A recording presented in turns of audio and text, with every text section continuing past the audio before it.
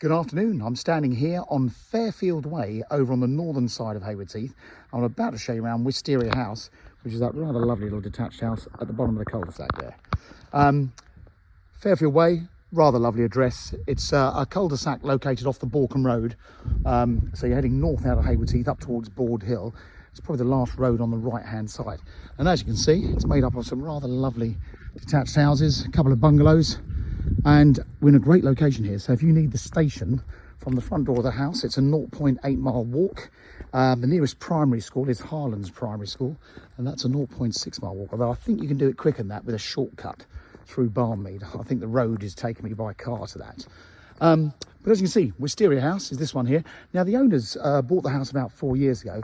You can just about see, if I step aside a little bit, down the left-hand side there, you can see they've got the weatherboarded extension there. They've done a 2-storey extension. That's given them this fantastic new living room downstairs with a wood-burning stove and a huge master suite. And they've done various other alterations. There's a few bits and pieces you're going to want to do to the house, but we've priced it very sensibly to take that into account. As you can see, lovely long driveway there should get 3 cars there, plus another couple of cars here. So parking for 5 cars. And of course, you've got the detached garage with a little bit of a storeroom on the back. Now, rather interestingly, it's called Wisteria House for a very good reason. Look at this beautiful wisteria. It's probably as old as the house, that, when you look at it. So, come inside, let's have a look around. So, new front door, lots of lovely things. All this flooring's been done. So, a lot of these jobs have been redone just in the last few years since they've been here. Handy understairs cupboard there, downstairs loo. The kitchen's through to our right, but I'm going to take you this way. So, this is the original living room with the bay window looking back up the street.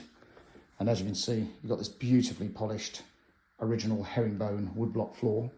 Fireplace in here, that looks like a gas fire in this one. Nice little alcove for the sofa and chairs. That's the dining area, but before I show you that, this is the new living room. So again, they've tried to replicate the original floor with a modern, I'm not sure if this is oak or like an Antico floor, but very, very nicely done. And that's given them this fabulous big extra sitting room. And this has got the outlook to the rear. A little wood burning stove there and an enormous garden. You're on a tapered plot. Being at the end of a cul-de-sac, you're very obviously narrow across the front, but very wide across the back. And I've measured the garden at 100 feet wide by about 80 feet deep as well. So that's 2 of the living areas. Obviously got all these lovely doors, dining room in the middle. So that would have been the original room. And that window you can see behind the desk, that is obviously an old outside window. And then door through to the kitchen, which again is a good sized family space. So plenty of room for a table and chairs down here. Lots of storage. Obviously side door to the garden. The oven and the fridge are freestanding, but I'm sure we can negotiate something if someone wanted those. And various other built-in appliances. So that's the downstairs. Now upstairs, again, been altered. Various things have been changed. And there's still loads of room. If you ever wanted to extend this house further, you could. So this would have been, I think, the original master bedroom. So a great big bedroom, front to back, windows front to back. And in this case, they put an ensuite shower room in here. It's all very good. So that's the old window, which would have overlooking the rear garden. The other side of that, you'll see in a second, is a rather stunning big bathroom. So view up the close. So that's mine and my colleagues' cars parked on the side of the road. 1 bedroom there. It's a nice size. And then you've got a bathroom with obviously a door from this landing. But just remember that door on the left. That's what we call a Jack and Jill door that goes through to this bedroom. So at least you can access it from the landing, and it's an ensuite to this bedroom. And this is a very nice bedroom as well. So that's the door. Back through to the bathroom. This is a rather pretty room. Now we're on the edge of the town. Over to our right is the railway line. And I'm hoping whilst we're here, a couple of trains might go by, so at least you can get an idea of the train noise. It's literally 5-10 seconds of noise and it's gone. But when it's not got a train going by, listen to that. Rather lovely. This beautiful oak tree, that's at the bottom of your garden. It's an enormous plot, but rather lovely. So that's that bedroom. Whilst I was on the lat, let me just pull that door to before it blows closed. So you've got a couple more cupboards here and separate little utility rooms. So they created that upstairs. Apologies, that's all been used as the dumping ground today, so we can get our photos done. And then now, this is the master bedroom. So this would have been the back bedroom, which is now a proper dressing room. So plenty of cupboards, tons of room for your shoes. I've still got more shoes than that. I need lots of shoe cupboards. And then the bathroom, look at this. This is rather lovely. So this is only a few years old. So you've got a full-size shower there, a freestanding double-ended bath, and of course that double sink vanity unit. Something I should have pointed out downstairs, you've probably spotted them in the video. You've got lots of these lovely cast iron radiators. And then your main bedroom, which is huge. So what a great big master. This could have easily been a big 5-bedroom house. Instead, they've just made it a whopping big 4-bedroom.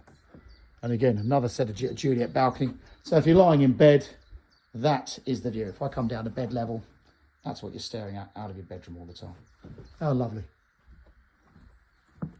And again, just the birds cheeping away. You can see next door, they've all got these big tapered plots. That land behind, that is farmland. That is owned by the Board Hill Estate. I sadly have to say to people nowadays, nothing's sacred anymore. They'll build wherever they can build. I'm not aware of anything going on with that land, but sadly any countryside nowadays is very vulnerable.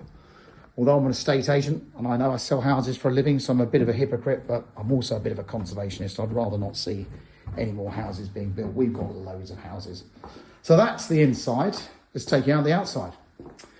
You know, back to developing. It's a big money maker. The country is skint. The government's under pressure to build houses. If they build houses, they make lots and lots of money. So garage, full of junk like every garage you see. Very handy little more secure storeroom on the back. And then you've got this big terrace, fabulous big terrace with a pergola. Very handy if you like to entertain. So you actually are north facing here.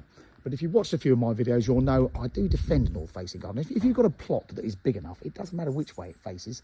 We're here, not quite midsummer yet, but obviously this area here, down in the bottom corner of the garden, is always going to get that evening sun which sets over in that western area. As you can see, you've got a lower area. That's a little bit of astroturf for the kids to have a football pitch. Great if you wanted to put a climbing frame or a trampoline down there. And then the rest of the garden is mainly laid lawn. Got a lovely big fruit tree there. I think that's an apple. Now I've measured from underneath the kitchen window, that left-hand window over there, down to the edge of the fencing. There's a little stream that runs through there, but it's all fenced off. I think you own to the middle of the stream, but I've measured it roughly at 80 feet. And then across the very back over to there is just over 100 feet. So I'm calling it 80 feet by 100 feet at the back. So loads of space. And there you go. Other than our little neighbouring little friend next door, it's a rather lovely, peaceful place to be. But there you go. That is number 19 Fairfield Way, or Wisteria House, off the Boreham Road. It's within a 0.8 mile walk of the railway station. You're easy to walk to Harland School. You can get your kids to Warden Park and the Linfield schools quite easily. And I was hoping a train would go past. So at least you get an idea. We're close to a railway line. You're going to get a bit of train noise, but believe me, majority of the time there's no trains going back and it's as peaceful as this. Thanks for watching. Hope you found that video helpful.